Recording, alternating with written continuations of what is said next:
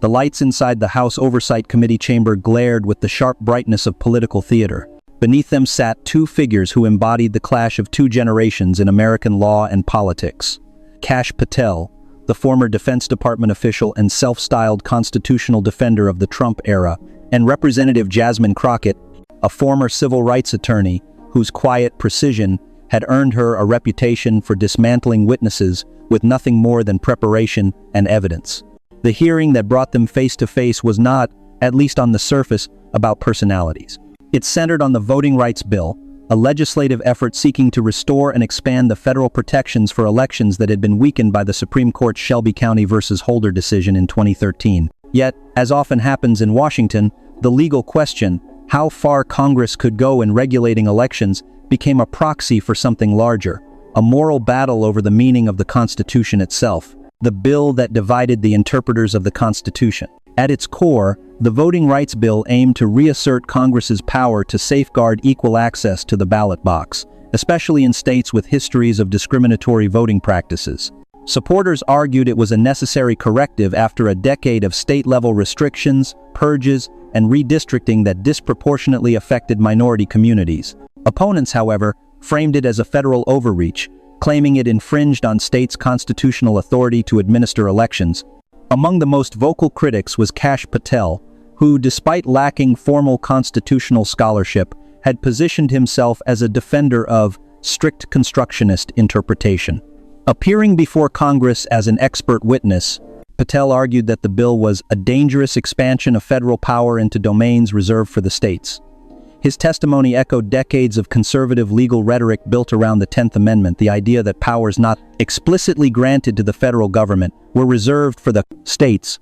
To Patel, the Voting Rights Bill was not merely legislation, it was, in his words, a test of whether Washington respects the constitutional boundaries laid down by the framers.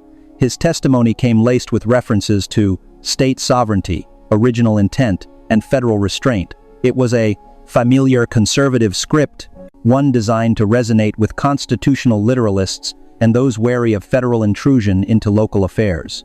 But for Representative Jasmine Crockett, Patel's appearance was something else entirely. It was an opportunity to reveal how the rhetoric of constitutional purity had become a mask for political opportunism, how figures like Patel invoked the Constitution not as a consistent framework for justice, but as a tool of convenience, shifting their interpretations depending on which party held power. The constitutional lineage of the clash. To understand why Crockett's confrontation with Patel reverberated far beyond that hearing room, it's essential to grasp the deeper constitutional fault line dividing them. Patel's argument against the Voting Rights Bill rested on a narrow reading of the Elections Clause, Article 1, Section 4, which grants Congress the authority to regulate the times, places and manner of federal elections. Historically, conservative jurists and commentators, including the likes of Alan Dershowitz in his earlier writings, had acknowledged that this clause provides Congress with broad power to ensure fairness and uniformity in federal elections. Yet in recent years, Dershowitz and others in his ideological orbit had pivoted. They began framing this power as limited, portraying congressional intervention in election administration as constitutionally suspect. Patel, borrowing directly from these reinterpretations, built his testimony on this selective, narrowing a version of constitutional restraint that appeared more political than principled. Crockett, who had spent years litigating civil rights and voting access cases, recognized the inconsistency immediately. Her legal background gave her an intuitive sense of when an argument was built on shifting sand.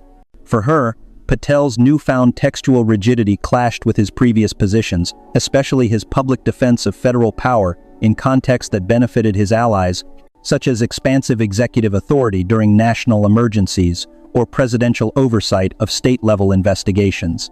That tension between principle and expedience would become the axis around which the entire confrontation turned.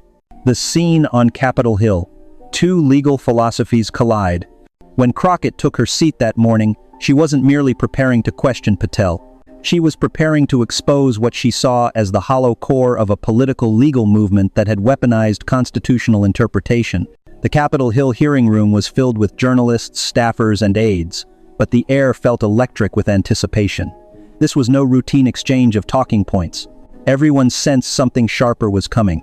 On paper, Patel entered as the expert, He carried the aura of authority, former intelligence official, best-selling author, and seasoned media personality. His testimony began predictably, polished, confident, layered with patriotic phrasing about protecting the integrity of our elections. He invoked the Founding Fathers, the sanctity of state control, and the dangers of federal bureaucracy. But Crockett's first line of questioning disrupted that comfort. She didn't challenge his rhetoric head-on. Instead, she laid groundwork methodically referencing Patel's past statements, interviews, and written works. Piece by piece, she reconstructed a timeline of his constitutional arguments, each tethered to different political contexts. As she spoke, Patel's expression began to shift from assuredness to wary attentiveness. She cited an earlier televised interview in which Patel had defended Congress's power to override state election laws to ensure national security integrity. Then she read from his 2019 op-ed praising federal oversight of state-run investigations into alleged election interference. Her implication was unmistakable. Patel's views on constitutional limits seemed to expand or contract depending on who occupied the White House. The tension was intellectual, but it was also symbolic. Patel represented a generation of political operatives who had learned to cloak political loyalty in constitutional language, while Crockett embodied a resurgent insistence that legal interpretation must serve the public, not the party. Dershowitz's shadow, the intellectual root of opportunism. Though he wasn't physically present, Alan Dershowitz loomed over the hearing like a ghost of credibility past. Once regarded as one of America's foremost constitutional scholars, Dershowitz had, over the decades, undergone a transformation from a liberal defender of civil liberties to a vocal ally of conservative populism. His own writings had been cited by both sides of the aisle for decades, but it was his recent reinterpretations of constitutional powers that had sown confusion and opportunism among followers like Patel. In the 1,980 seconds and 1,990 seconds, Dershowitz had argued forcefully that Congress held broad constitutional authority to legislate protections ensuring equal access to the democratic process. His Harvard Law Review articles described Congress's power under the Elections Clause as foundational to the functioning of representative democracy. But in the post-Trump era, Dershowitz began advocating a dramatically narrower view, claiming that federal efforts to regulate election procedures were extra-constitutional intrusions.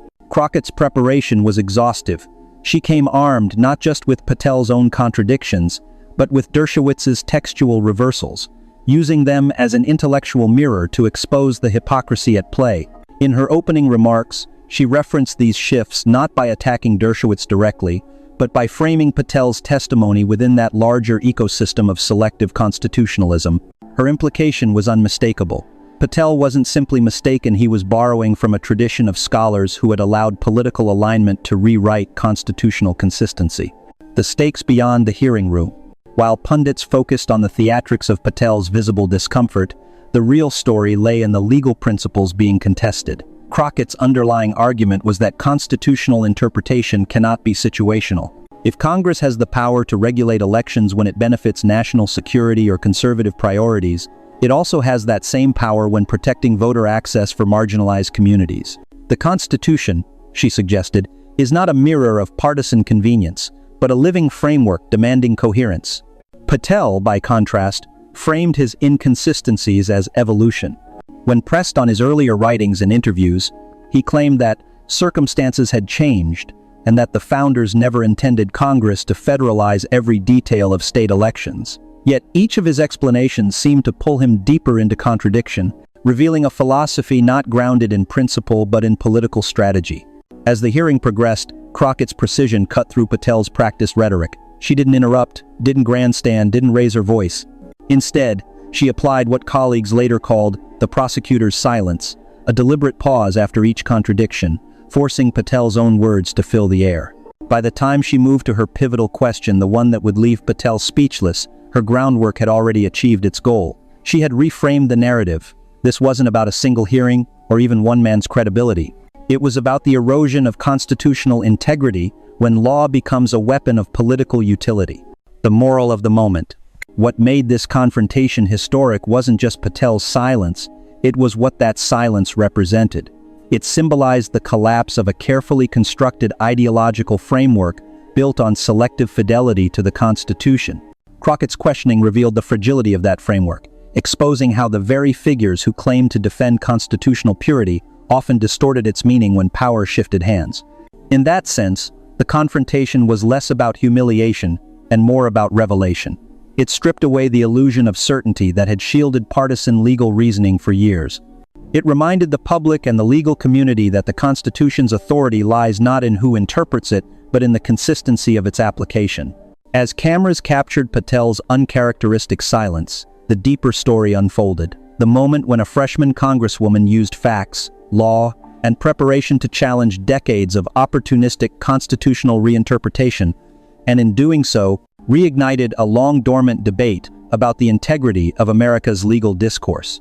In the middle of the hearing, when the temperature of the room had risen and the murmurs behind the congressional dais grew heavier, Rep. Jasmine Crockett adjusted her microphone and paused. The silence that followed was the kind that feels like a vacuum, not empty but charged. Kash Patel, seated with a thin folder and the confidence of someone who had long mastered the art of political testimony, looked directly at her. He was expecting confrontation, but not precision. What he didn't expect was evidence. Crockett's approach wasn't to shout louder or to moralize. Instead, she performed what constitutional litigators describe as the receipt strategy, the deliberate deployment of verifiable facts to corner an opponent who operates primarily through rhetoric or selective interpretation. And in this case, she didn't just bring evidence, she brought context, which is far more dangerous in a political setting than documents alone. Patel had begun his earlier testimony by framing his appearance as a defense of constitutional fairness. He repeatedly invoked the First Amendment, the separation of powers, and the alleged weaponization of law enforcement. It was a familiar script, a narrative of persecution that placed him and his allies as victims of a partisan system. But Crockett's cross-examination shifted the ground beneath him. She didn't challenge his patriotism or political identity. She challenged his consistency. The key to her method was the inversion of control. By using Patel's own previous statements, public interviews, social media posts, and transcripts, she transformed his testimony into a self-indictment. She began by citing his words from a Fox News appearance, where he claimed that the constitutional standard for executive privilege was absolute when defending presidential confidentiality. Then she juxtaposed it with his previous argument before the January 6 committee, in which he said that no one is above the law, not even the president. That contradiction alone drew murmurs across the hearing room. But Crockett wasn't finished. "Mr. Patel," she asked, her tone measured, "when you said that executive privilege is absolute, were you suggesting that a president could ignore a subpoena from Congress?" Patel hesitated, adjusting his tie. "Congresswoman, I think what I meant was..." Crockett cut in. "What you meant, or what you said, because I have your words right here." Then she read them aloud word for word, from a verified transcript. The effect was surgical. Patel's attempt to shift into abstract constitutional theory collapsed under the weight of his own verbatim record. It wasn't a shouting match, it was a dissection. In that moment, the hearing transformed from a partisan confrontation into a seminar on accountability. Crockett wasn't merely performing for the cameras. She was reasserting the primacy of evidence in a political ecosystem that had become addicted to spin. This was the essence of "brought the receipts," not just having documents, but understanding their sequence, relevance, and the emotional resonance they create when read aloud before a national audience. The deeper brilliance of Crockett's strategy was her ability to merge legal precision with political theater. She framed her questions not as accusations but as invitations to clarity. "Help me understand," she said repeatedly, a phrase that sounded polite but was functionally devastating. It placed Patel in a double bind if he answered. He contradicted his own prior claims. If he evaded, he appeared dishonest. Observers noted that Patel's body language shifted visibly during the exchange. His shoulders tensed, his gaze darted between the Congresswoman and his legal counsel. It was the posture of someone cornered not by ideology, but by logic. Crockett's command of the Constitution stood out most sharply when she pressed Patel on his selective invocation of Article 2 powers. "You cite Article 2 when it benefits your client," she said. "But where is that same constitutional energy when citizens invoke their rights under the 14th Amendment?" The question landed like a blow not just to Patel, but to the broader intellectual inconsistency of those who weaponize constitutional language while ignoring its universality. The Constitution, as Crockett's line of questioning underscored, isn't a partisan shield, it's a framework of accountability. Analysts who reviewed the hearing later remarked that Crockett's strength was her ability to translate constitutional theory into moral language. She didn't speak to Patel, she spoke to the American public watching online. Her subtext was clear. The Constitution is only as strong as the honesty of those invoking it. One law professor at Georgetown, interviewed afterward, described Crockett's performance as a masterclass in evidentiary control. He explained, what she did was flip the dynamic. Patel walked in assuming this would be about loyalty and ideology. Crockett made it about logic, and logic always wins when documented. In modern congressional culture, where soundbites often overshadow substance, Crockett's insistence on receipts reintroduced a nearly forgotten discipline: documentary truth. Every statement was anchored by a citation. Every rhetorical question carried a reference. It was as if she were reconstructing the hearing transcript in real time, but this time, under the rules of actual accountability. Patel's frustration became visible near the midpoint of the exchange. His tone hardened. "Congresswoman," he said sharply, "I think your interpretation is politically motivated." Crockett leaned forward slightly. "My interpretation?" she said. "I'm reading your words, Mr. Patel. If your words sound political, perhaps that says more about you than me." The room erupted in murmurs again. Even members of the opposing side smirked quietly, recognizing the precision of her retort. This wasn't aggression, it was exactitude. Behind the theatrics, however, was a deeper constitutional argument. Crockett was making a subtle but powerful point, that constitutional interpretation cannot be contingent upon political convenience. Dershowitz's public commentary, often invoked by Patel and others, had long argued that the Constitution must be read expansively when defending executive authority. Yet the same voices often called for narrow readings when those same protections were sought by ordinary citizens, journalists, or activists. This asymmetry, Crockett implied, was the real constitutional hypocrisy at play.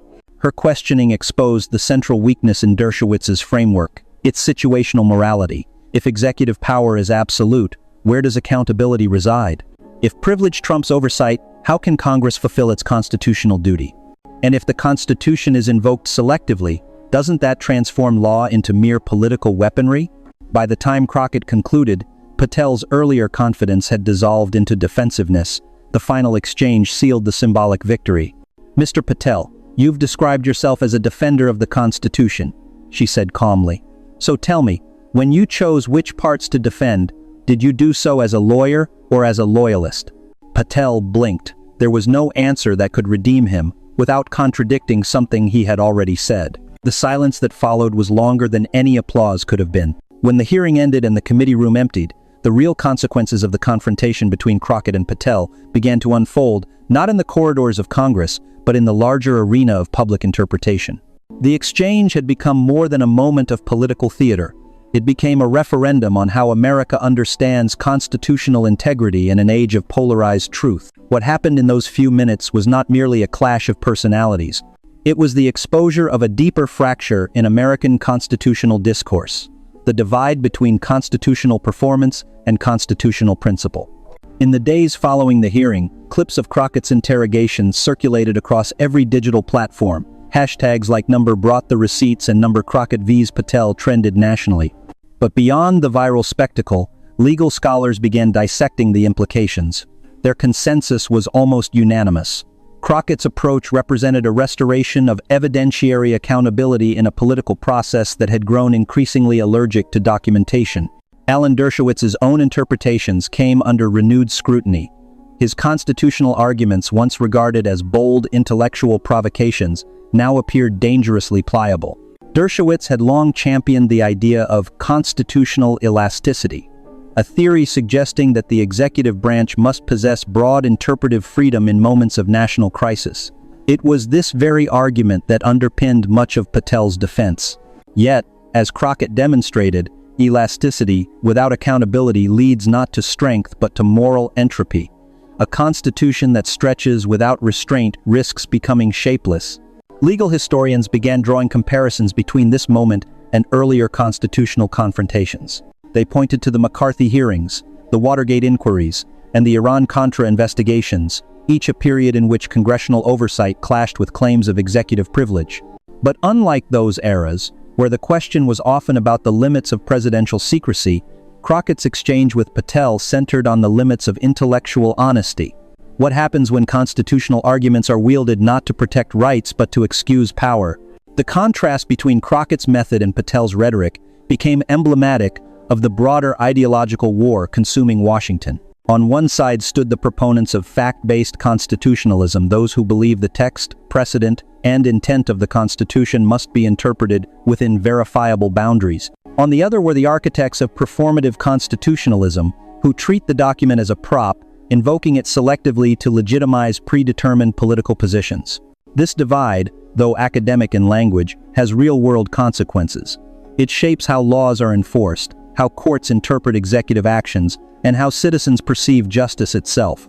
In this new battle over interpretation, Crockett's stance represented an inflection point. Her insistence on receipts wasn't just procedural, it was moral.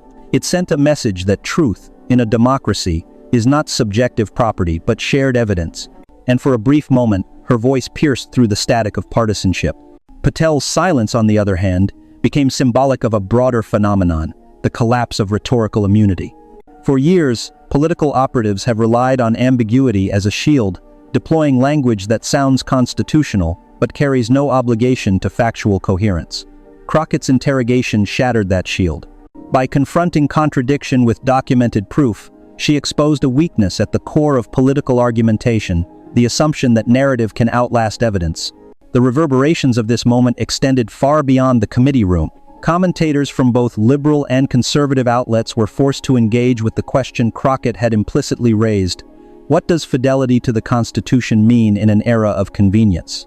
Some commentators from conservative think tanks attempted to reframe her performance as grandstanding, arguing that the hearing's spectacle overshadowed substantive debate. But that critique itself revealed an irony. For decades, figures like Patel and Dershowitz had relied on spectacle to dominate public conversation, press conferences, op-eds, television monologues. Yet, when confronted by evidence presented calmly and methodically, the very architects of performance were the ones exposed as actors without scripts. In the weeks after the hearing, polling among politically independent voters showed an interesting trend. Confidence in congressional oversight, long viewed as a hollow ritual, rose by nearly 12%. Analysts attributed the shift partly to the public's reaction to Crockett's visible command of documentation. She didn't just represent a party, she represented a process, the idea that truth must be demonstrable, not just declared. Academically, this moment reignited debates about the integrity of constitutional interpretation. Law schools began citing the exchange as a modern case study in textual accountability, the notion that every constitutional claim must withstand evidentiary scrutiny. Dershowitz's writings, once cornerstones of legal realism, now faced criticism for encouraging interpretive opportunism. When you treat the Constitution as a toolkit for political defense, one Harvard Law Review article noted, you reduce its authority to the level of a slogan. Crockett's interrogation of Patel effectively illustrated that danger in real time. But perhaps the most profound outcome of the hearing was its psychological effect on congressional culture itself. Younger members, observing Crockett's composure, began adopting her approach, grounding their arguments in evidence rather than emotion, insisting on verbatim citations rather than summaries. The shift, though subtle, marked a return to the forgotten ethos of congressional hearings as instruments of inquiry, not performance. Meanwhile, within conservative legal circles, Patel's faltering responses became a cautionary tale. His inability to reconcile conflicting interpretations of executive power exposed a weakness not just in his argument, but in the intellectual infrastructure supporting it. Dershowitz's brand of constitutional elasticity had always depended on the assumption that his interlocutors would lack either the precision or the courage to confront its contradictions directly. Crockett destroyed that assumption with a single phrase, "Help me understand." Those 4 words reshaped the rhetorical terrain of congressional oversight. They transformed confrontation into instruction, tension into examination. Patel's silence, his inability to help her understand his contradictions, became, in effect, an admission. And in the echo of that silence, the principle of accountability re-emerged as a civic expectation. In the final analysis, the Crockett-Patel exchange did more than expose hypocrisy. It redefined the standards of constitutional debate in an era where interpretation had become indistinguishable from spin. It reminded the public and perhaps the political class, that the Constitution is not a narrative device. It is a document of limits, written precisely to resist the seductions of absolute power. The moment now stands as a lesson in civic anatomy. Crockett's evidence-based interrogation showed how democracy survives, not through volume, but through verification. Patel's discomfort, on the other hand, illustrated how easily the illusion of constitutional mastery collapses under the pressure of documented truth. Dershowitz's theories, once revered for their audacity, now appear brittle in the face of this renewed demand for coherence. As historians begin to record this confrontation, its meaning will likely extend beyond the political skirmishes of 2025. It will be remembered as a constitutional reckoning, a point when rhetoric met its limit and fact reasserted sovereignty. And if future generations look back on this era searching for a turning point in the restoration of political truth, they may well find it in that moment when Rep. Jasmine Crockett leaned into her microphone, looked Kash Patel directly in the eye, and asked a question so simple it became devastating. In a congressional hearing room charged with anticipation, where cameras clicked and aides whispered at the edges of mahogany desks, an unusual silence fell. It wasn't the silence of respect or confusion, it was the kind that precedes collision.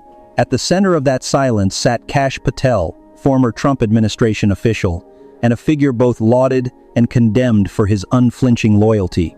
Across from him was Representative Jasmine Crockett of Texas, her posture composed, her notes methodically arranged.